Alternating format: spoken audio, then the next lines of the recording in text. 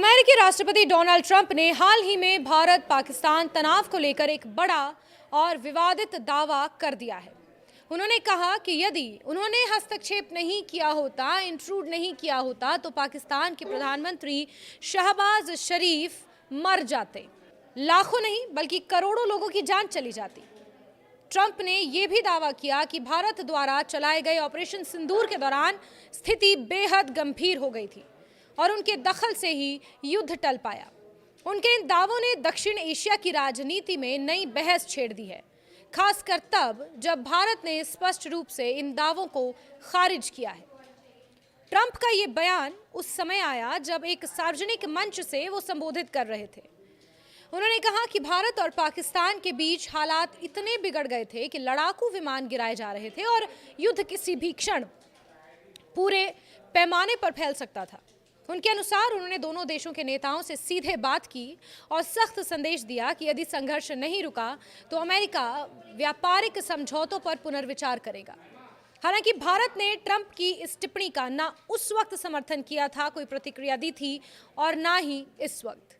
Trump ने यहां तक दावा कर डाला कि उन्होंने भारत पर 200% टैरिफ लगाने की चेतावनी दी थी। उनका कहना था कि इस दबाव के बाद दोनों देशों ने युद्ध विराम का रास्ता चुना और भारत ने इस पर किसी तरह की पुष्टि अभी तक नहीं की है। ट्रंप ने विशेष रूप से भारत के प्रधानमंत्री नरेंद्र मोदी का जिक्र करते हुए कहा कि वो उन्हें बहुत अच्छे से जानते हैं और उन्होंने सीधे फोन कर बातचीत की। उन्होंने ये भी कहा कि पाकिस्तान की ओर से उन्हें धन्यवाद दिया गया और दावा किया गया कि उनके हस्तक्षेप से 25 से 35 मिलियन लोगों की जान बची। ट्रंप के अनुसार पाकिस्तान के प्रधानमंत्री ने उनके सामने ये स्वीकार किया कि यदि स्थिति पर तुरंत नियंत्रण नहीं पाया जाता तो परिणाम विनाशकारी होते। इस पूरे घटनाक्रम की पृष्ठभूमि अप्रैल 2025 में हुए पहलगाम आतंकी हमले से जुड़ी बताई जा रही है।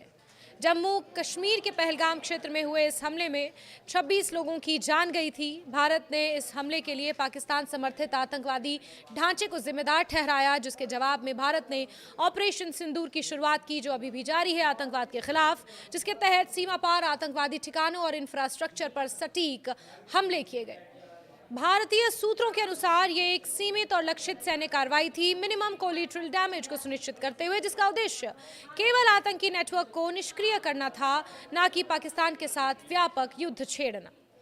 ट्रंप ने अपने बयान में यह भी दावा किया कि ऑपरेशन सिंदूर के दौरान 11 लड़ाकू विमान गिराए गए। हालांकि उन्होंने ये स्पष्ट नहीं किया कि ये विमान किस देश के थे या किन परिस्थितियों में गिरे।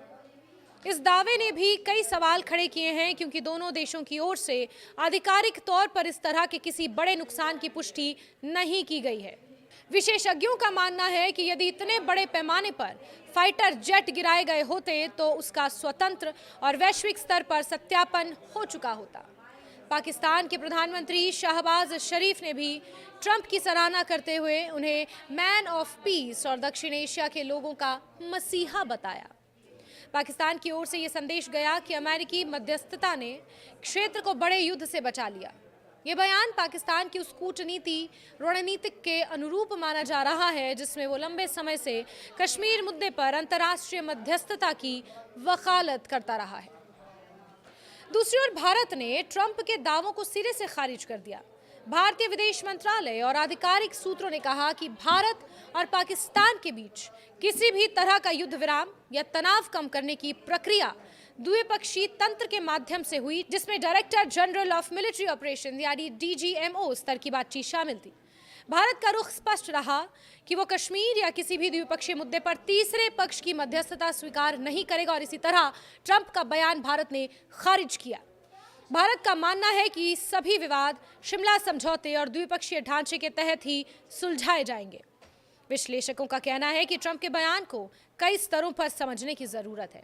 एक संभावना यह है कि वो अपने कार्यकाल के दौरान वैश्विक शांति प्रयासों में अपनी भूमिका को रेखांकित करना चाहते हैं, इसलिए वो 8 युद्ध रुकवाने का दावा ठोकते हैं।